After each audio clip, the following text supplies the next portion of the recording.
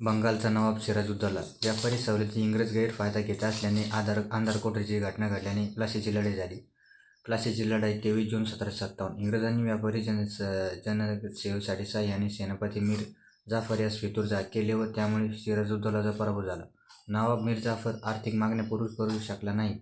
मीर जाफरचा जावई मीर कासिम नवाबपदी आणला. त्यानंतर इंग्रजास विरोध केला. परत मीर जाफर हा नवाबपदी आला. बक्सरची लढाई 22 ऑक्टोबर 1764 झाली.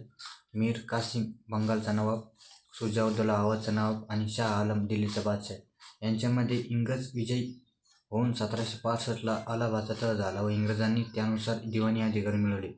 रॉबर्ट क्लाइव्ह इंग्रजी अधिकारी म्हणून होता त्या टायमाला आणि त्यास इंग्रजी सत्तेचा भागीदार असे म्हणतात. परत एकदा बंगालचा नवाब सिराजुद्दौला व्यापारी सवलती